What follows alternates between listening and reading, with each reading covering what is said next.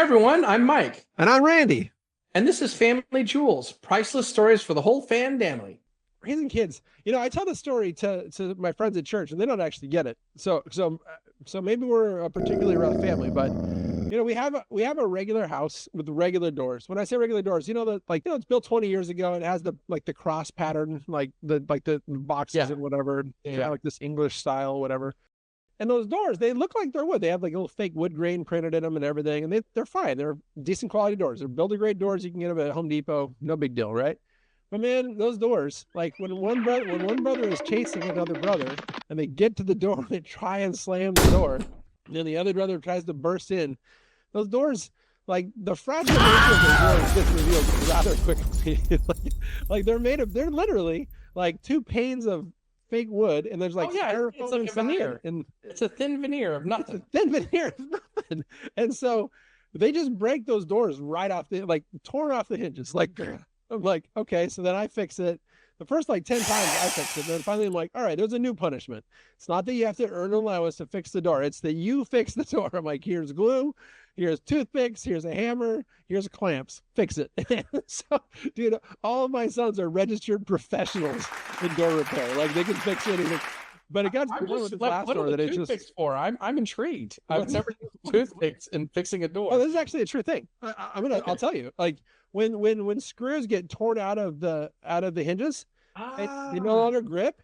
If you stick toothpicks in those holes and break them off with a little bit of glue, then you can put screws back into it and they hold. Hot dang. I didn't know that. Yeah. I've fixed a lot of doors in my day. I'm going to tell a door story, but it's not my kids. It's my brothers.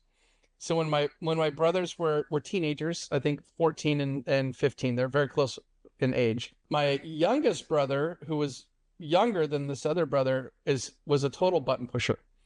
And my one brother was in the shower, and my youngest brother Mark thought it would be a great idea to dump freezing cold water. So it couldn't come out of the tap. He actually put ice in it to make sure. Okay, nice and cold. Put it around, so it was as you do. And of course, I mean, if you're a button pusher, then you have to perfect your art.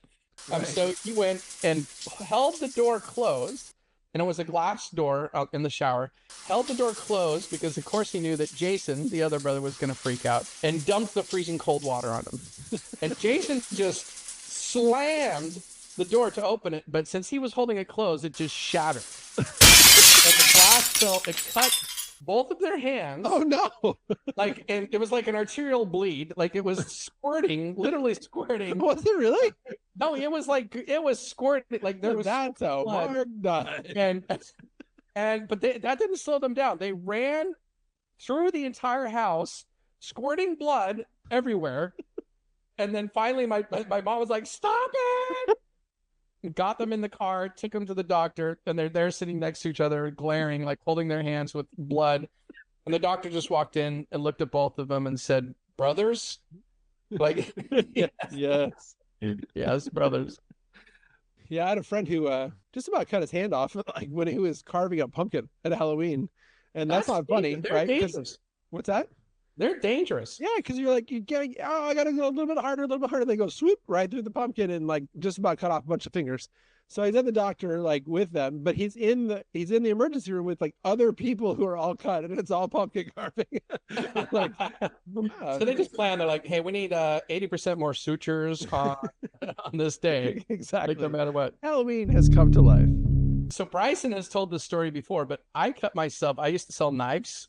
And I cut myself selling knives. So it was Cutco knives. And I know a lot of people out there used to sell them, but they used to do all these tricks. They had shears, you could cut through a penny, and you would cut through all these things. I full on cut myself doing a demo for the knife. And I went in to the doctor, and it's bleeding. These knives were great. I'm scared of blood. Yeah. And the doctor's there, looking at my finger, and as he's looking, I'm like, oh yeah, this is a Cutco knife. It's a double D, full tang construction.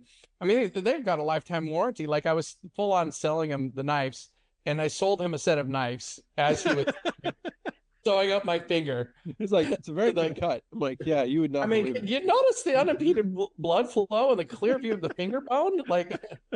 This German D2 steel is lifetime warranty. And he's just like, oh yeah, yeah, yeah. I like 100% sold him a set of knives. Yeah, kids are unpredictable. My niece had an amazing story. She went to kindergarten and she hadn't been there for very long. And my sister picked her up from school, and she's like, "There's this boy at school. He is just so rude." And she's like, "Wow, really? Yeah, he's just rude all the time." She's like, "Oh man, that's terrible." Driving home, and then she's like, "He screamed in my ear." And she's like, "Oh, that's I'm so sorry, Megan. That's terrible." No, it was like right in my ear. It was so rude. And then my sister goes, "Well, what did he scream in your ear?" And he goes, "He just screamed, 'Let go of me.'" Like, what do you do at that point? Like, What do well, we do? maybe We you should do. let go of him. Like, Man, that's all for today, though. I think if anybody else wants to submit a story, what do they do? it's super easy. In fact, we've got a super snazzy Gmail. It's sendfamilyjewels@gmail.com. So if you have Send your own send hilarious, familygewels@gmail.com. No abbreviations, no caps, no no spaces, no capitals, no dots. dashes, all one word, sendfamilyjewels@gmail.com. Okay. Yeah, if you've got a hilarious story you want to share and you want to see it animated just like the ones you just saw, send us an email. Send it in. We'll probably change the names to make everybody nice and private, but tell us your hilarious stories and we'll read it on air and animate it.